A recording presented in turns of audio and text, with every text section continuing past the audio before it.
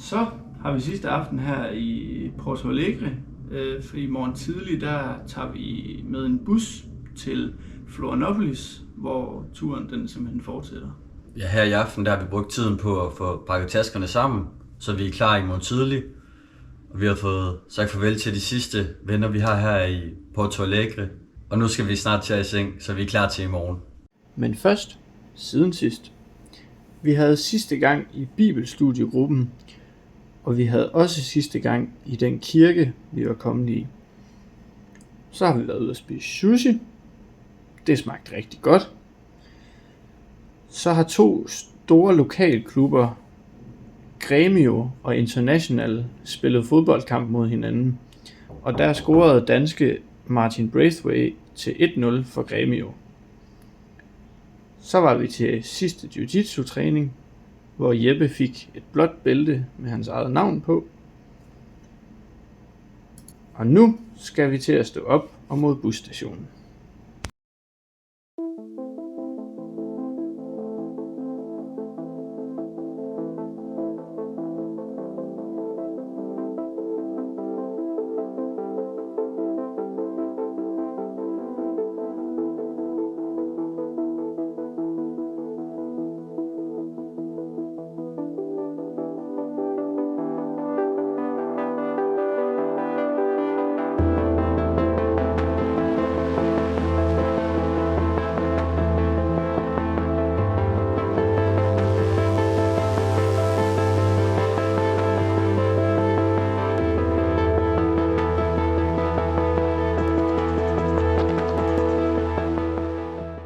Nu er vi nået frem til Florianópolis. Det var en lækker bustur. Den varede lige lidt længere end forventet. 1,5 times forsinkelse. Og ja, nu er vi på vej hen til vores hotel for at få tjekket ind. Velkommen indenfor i den første lejlighed. Vi er kommet godt på plads. Den er super lækker. Dejlig lille stue. Der er et fint lille tekøkken. Det er lækkert. Dejlig lille toilet herinde. Og så har vi ellers magien herinde. Dejlig køligt. Der er airconditioning. Der er fjernsyn. Dejlig lækker seng. Vi er ellers kommet godt på plads nu. Og nu skal vi så ud og gå en lille tur og finde noget aftensmad. Og forhåbentlig lige se stranden, som ligger meget tæt på.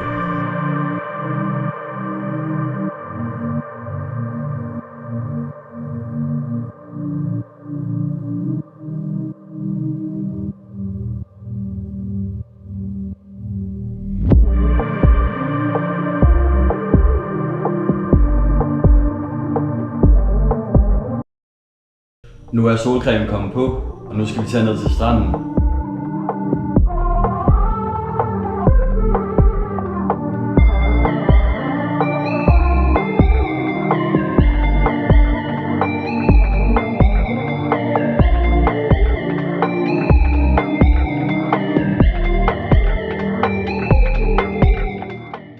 Det er fantastisk det her. Men der er sindssygt mange mennesker nede. Prøv at se.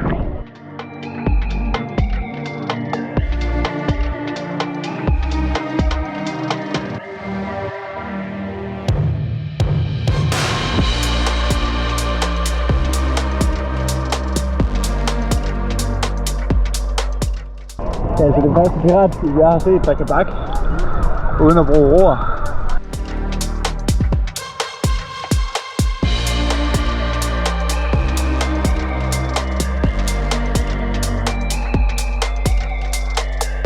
Så er vi kommet tilbage fra stranden.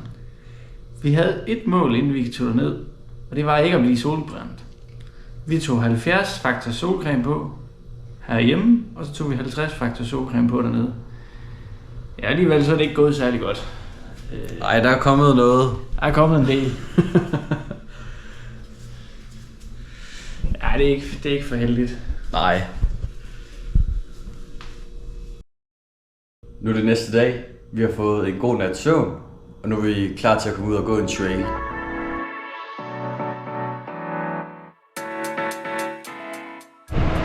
Så har vi lige været inde og købe vand og nogle snack på turen, så nu går det bare afsted.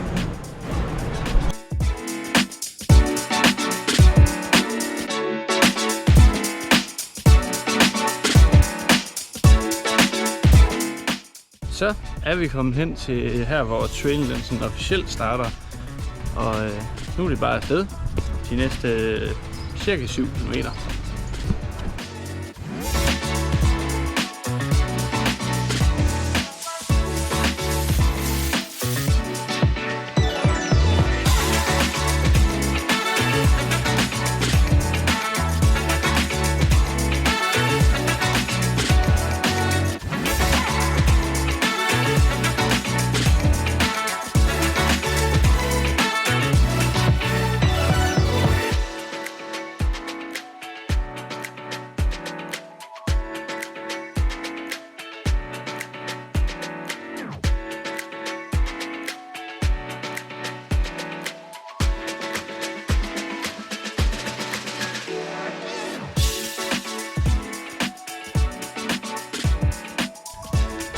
Løjse lille GoPro. Vi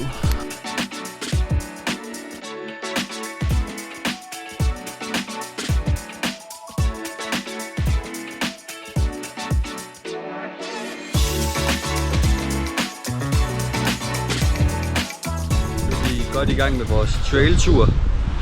Vi har simpelthen lige fundet et par huse lige her bag ved os. Og på den anden side, der ligger der bare en lille strand. Det er virkelig fedt det her.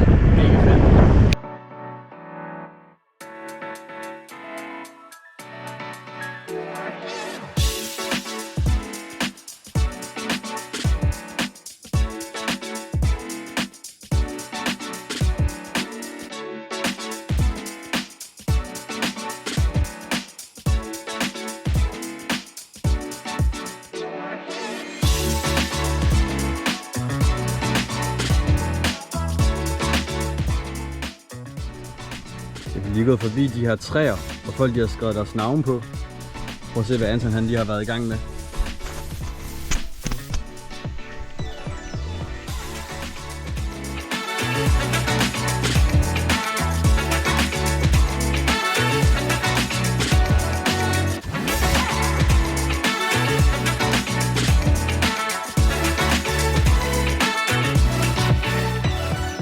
Så er der lige en lille snackpause. Vi får lidt nogle Oreos og lidt cola. Og prøv at se herinde. Det er sådan et lille vandfald.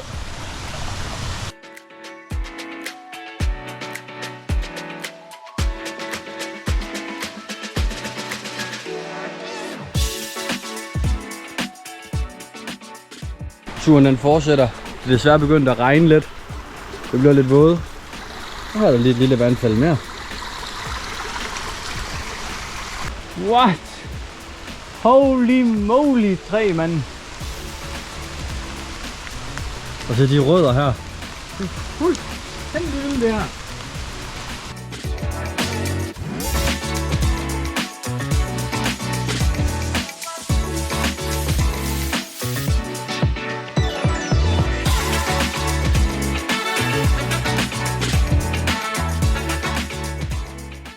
Så vi kommer hen til nogle vandfald, og der er simpelthen lige et lille område her, hvor vi kan bade. Vi har lige fusserne i her, og vandet det er noget så koldt. Ja, meget koldt. Men vi skal i. Og det er et ret flot vandfald. Det er det. Det er koldt herude.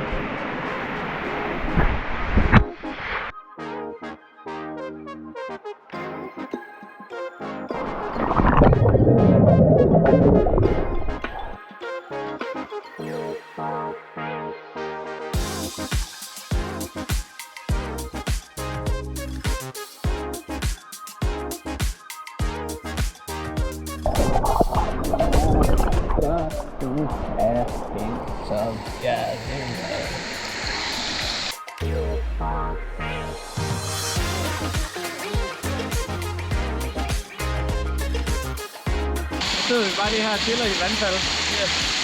Som man jo lige gør. Det er sindssygt koldt. Prøv lige at se deroppe af.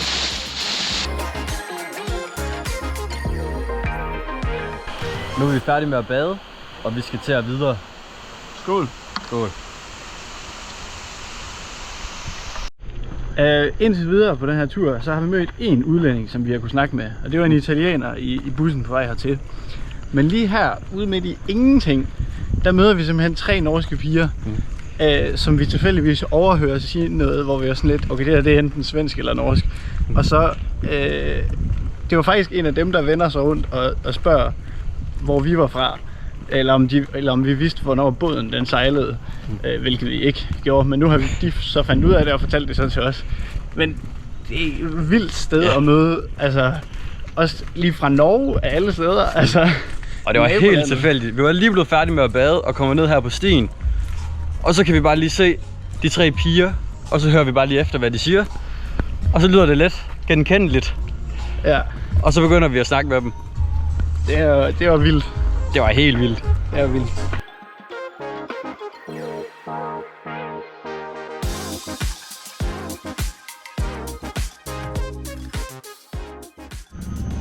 Nu er vi på vej hen for at gå en anden trail. Og vi har lige fået selskab af sådan en lille gadehund. Den har fulgt efter os de sidste 5-7 minutter. Og den gider ikke forsvinde.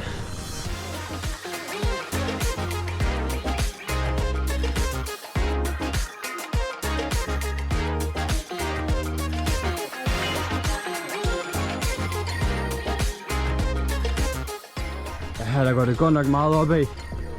Men vi tror det er det hele værd, når vi kommer op på toppen. Det var godt nok det hele værd at gå den tur. Det er jo sindssygt flot herude.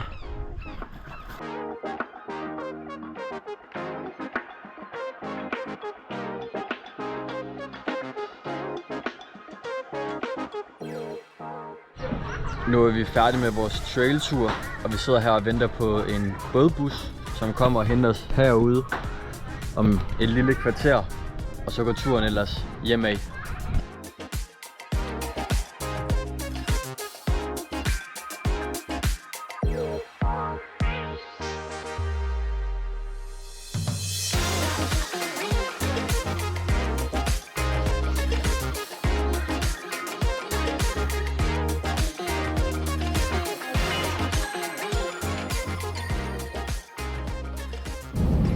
Så er vi kommet af båden og venter på en Uber.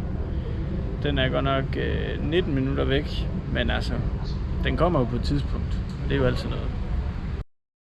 Vi kom godt hjem i går efter en god tur. Vi var noget trætte, så vi hoppede bare på hovedet i seng. Og i dag så er vi så stået op til, at vi skal ud til en fæstning, der ligger små 8 km herfra, hvor vi skal gå via stranden hele vejen ud til fæstningen. Så det bliver spændende. Ja, jeg tror det bliver en god dag. Nu er vi gået lidt over den første kilometer, og der er bare fuld sol, og det er rigtig dejligt hernede.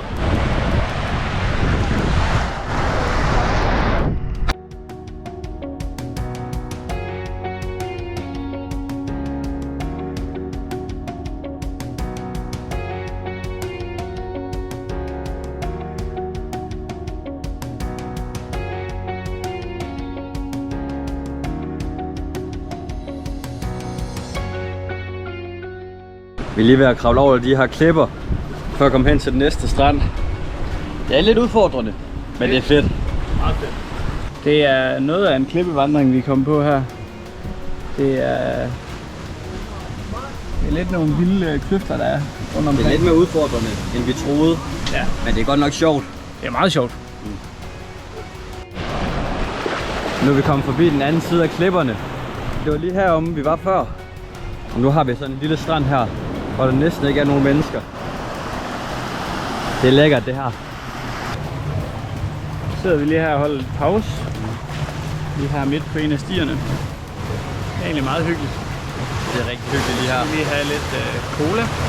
Lidt Mentos. Lidt Mentos. Bølgerne de plasker godt nok rimelig meget op over vores fødder, men det går nok. Ja, her er vi altså meget bukket for at komme under. Det er noget af en strandrute, den her. Nu er vi lige gået væk fra stranden, efter at have gået 7,5 kilometer langs vandkanten og klipperne. Nu skal vi til op til den her fæstning. Så tror vi også, at vi er nået frem til fæstningen. Det ser i hvert fald sådan ud. Vi går lige så stille rundt, og så ser vi jo. Det ligner mere og mere. Så det er fedt. Vi har også gået i lige omtrent 8,5 km. Så der er godt nok også en flot udsigt heroppe fra. Det må man sige.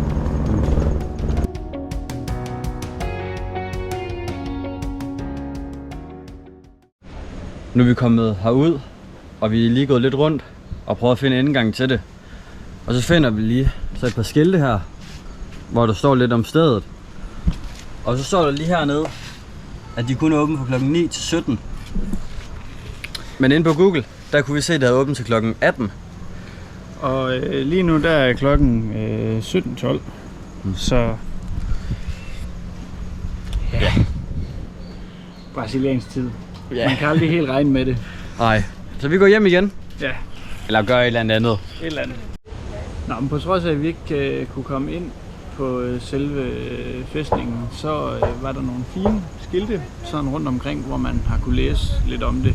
Så vi har da kunne se, at fæstningen har været bygget som del af sådan en trekant af fæstninger, som ligesom har lavet en trekant ude i havet, hvor portugiserne, de så kunne holde øje med, om spanjolerne de kom for at invadere Brasilien.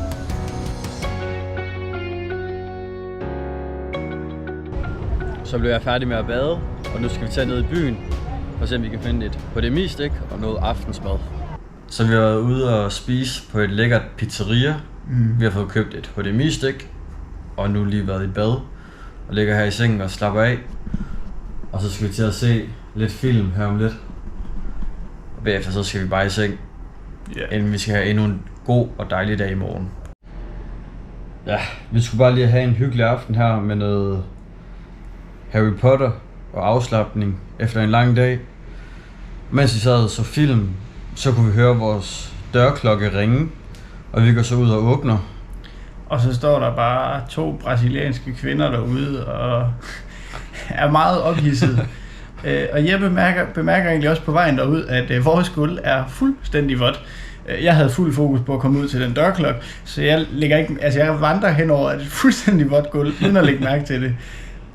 Og vi står der fuldstændig i panikken, fordi vi har lige sat en vask over. Og vi er ret sikre på, at det må have været et eller andet med den vask at gøre, fordi hele vores gulv er vådt, og de ringer ligesom på vores dør. Og vi er ved at sådan finde ud af lige at få oversat en besked til dem, om at vi ringer til vores udlejer, og de så forklarer situationen til ham, fordi vi kan simpelthen ikke forklare den her situation på portugisisk. Og i samme situation, så kommer udlejeren så op. Jeg aner faktisk ikke, hvordan han ved det, om de har ringet til ham eller et eller andet. Ja, det må de have gjort. Det må de næsten have gjort, ja.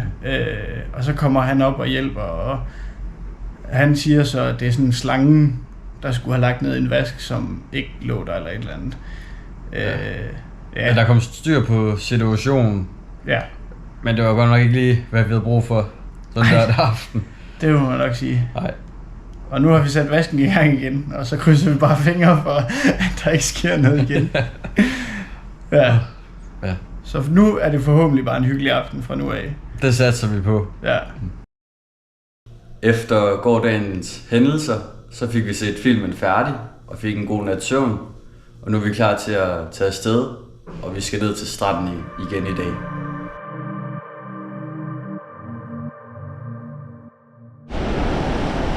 Så er jeg på vej ud i bølgerne.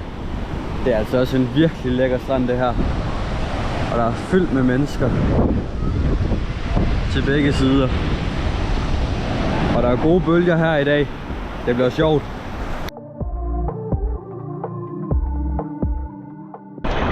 Okay, der er nogle seriøse bølger herude.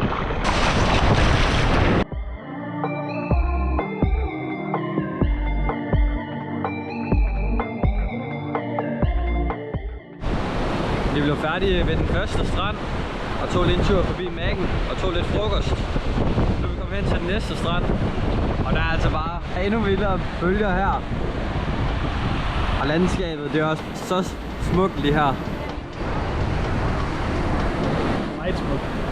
Så er jeg på vej ud i bølgerne. Og det blæser rigtig meget, og bølgerne de er latterligt høje. Og vandet det er altså også noget mere koldt her, end det var det andet sted. Nu kommer der en stor bølge. Men det er bare nede under.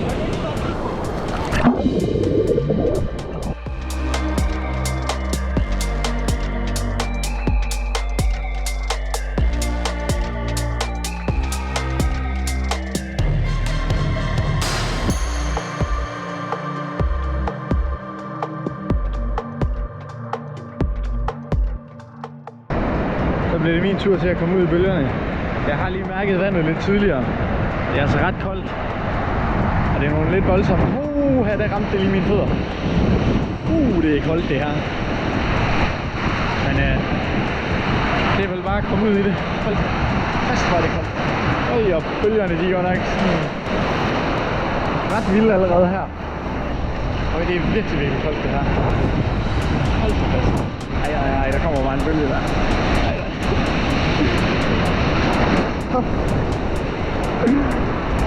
Man bliver bare trukket rundt, seriøst. Så er det her vildt. Det er jo vildt bølger, de her. Okay, jeg skal lige under. Her kommer det.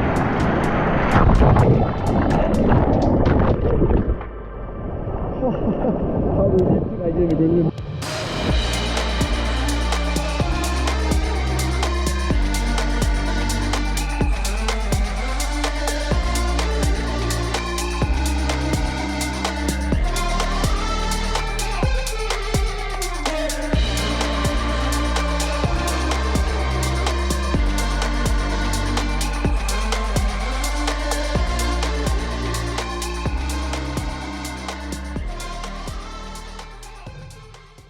Vi kom godt hjem i går efter en dejlig og lang dag ved stranden, og i går aftes der fik vi et godt bad og fik lige pakket de fleste ting, og så vi ellers lidt mere film, inden vi gik i seng.